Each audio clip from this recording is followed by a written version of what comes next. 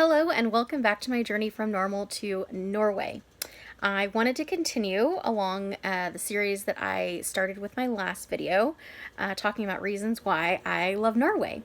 And I was thinking about it, and I don't want this to be a bashing on the US thing. I don't mean it to be that at all. It's just there are factors that when I think about them and compare and contrast my experience in the US versus what I've learned about and read about in Norway and what I experienced when I visited Oslo last year. There are just things that, for me and the kind of life that I want to have and I want to be living, Norway just feels like a better fit in some regards. So, anyway, last time I talked about the awesome, just like traveling around, getting around over there. There's such an emphasis on public transportation, and so it's really great public transportation, which I've never had in the places I've lived in. And just all the things that come from that,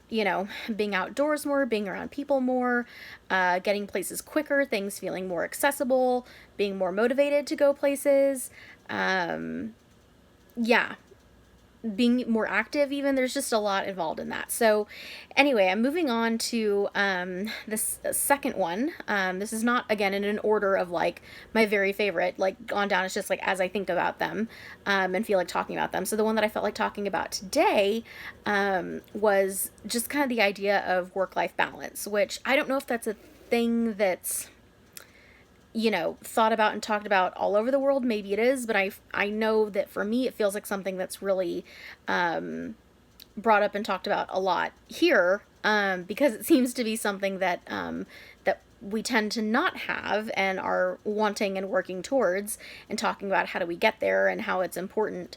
And so, yeah, my experience, having, been born and raised and lived in the US my whole life, is that, it's a really competitive environment. There's a lot of expectations on what you accomplish and how much you accomplish, and a lot of personal worth is assigned based on that, on, how much people do and how successful they are, which there's a lot that goes into what is successful.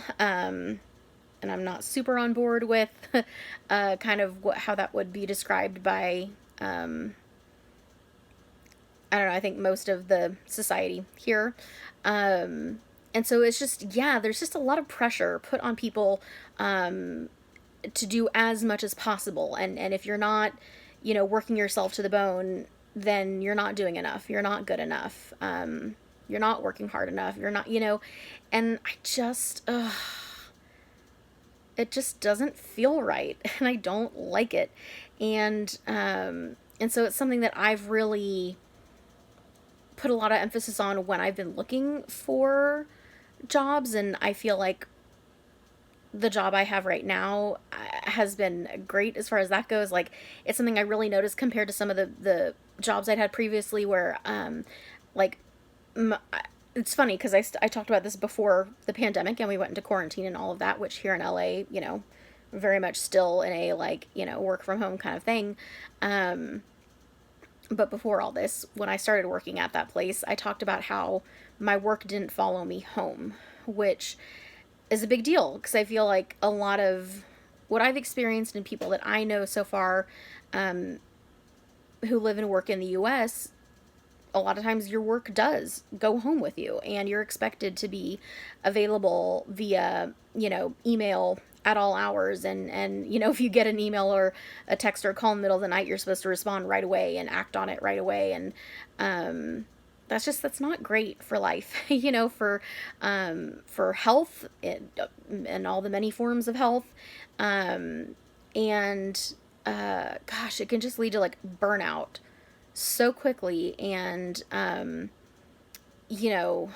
loss of your creativity and your energy and what you can even contribute to the job, and then your morale and even maybe your loyalty to that place. Like, it just has a lot of domino effects that are not great, I think, for the employee or the employer.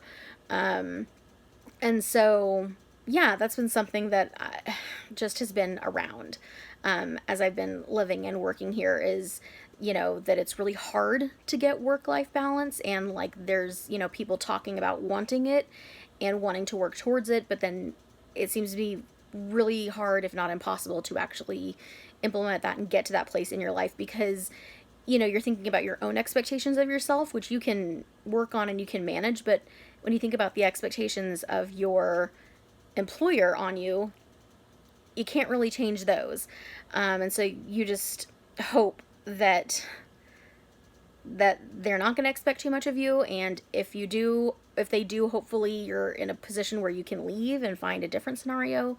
But it's something that really has stood out to me so far in what I've learned about Norway, and then conversations that I had with people when I was there last year. It's just part of the culture. There's it's top down. It comes from, above. It comes from the employers. It comes from, government. I mean, just all the expectations. There's so much emphasis put on family and your enjoyment of life and your own personal health and all of these things, and just people's well-being is so important. And so they don't have, and this is generally speaking, because again, I don't know the ins and outs of every industry and workplace there, but my general knowledge is they don't have these unmanageable, unmeetable expectations, and they don't have these super, super long work hours, and the work day ends earlier, and get out of there, go home. If you're still around, like, that's not something to be praised. It's something to be kind of questioned, like, what, is something wrong, what's going on, like, whereas here it's like, if you like put in work all the late hours, it's like, oh yeah, that person's really showing that they care and they're going to be promoted, and it's like, no. So anyway, that's something that when I think about the kind of life that I want to be living, and just kind of what I want to do with my time and how much time I want to have away from work and all of those things. I just really like the idea that it seems to be over there more universally just set up better. Whereas here you can find great companies to work at, and, certain jobs that you have and supervisors that you have that lead to a better chance at that work-life balance.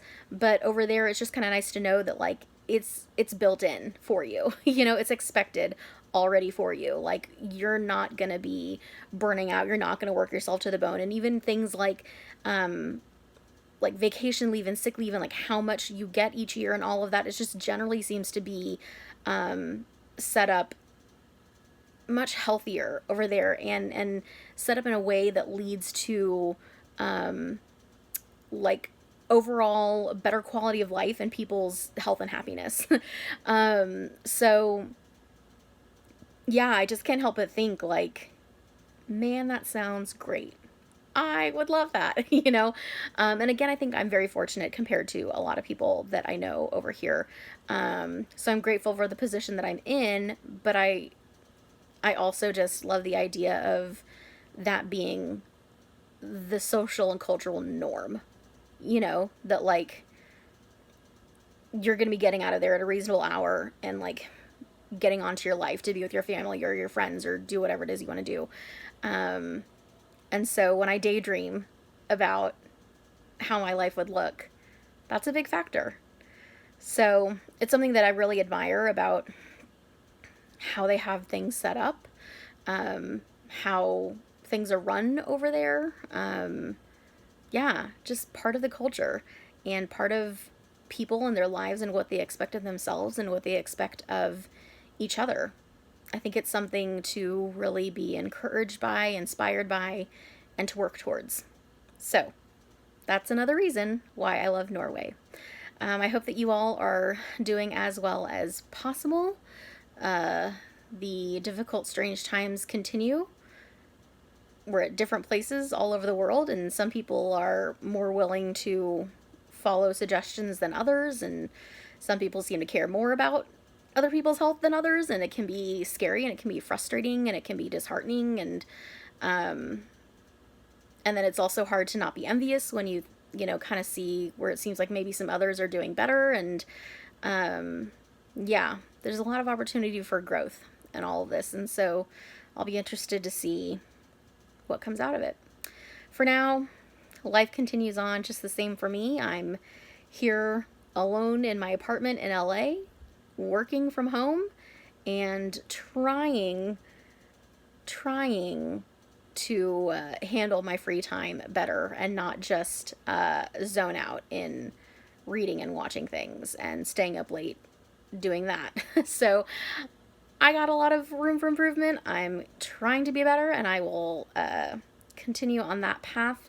And as I say that, it's, past 11, getting closer to midnight here, so I gotta get myself to bed. But thank you so much for watching and listening. Again, hope that you're doing as well as possible. I'm really grateful to have this way to connect with you. I hope that it encourages and supports you. And I would love to hear from you. So if you have any thoughts, questions, suggestions, anything, please let me know. Thanks so much. I'll see you next time. Until then, ha-da.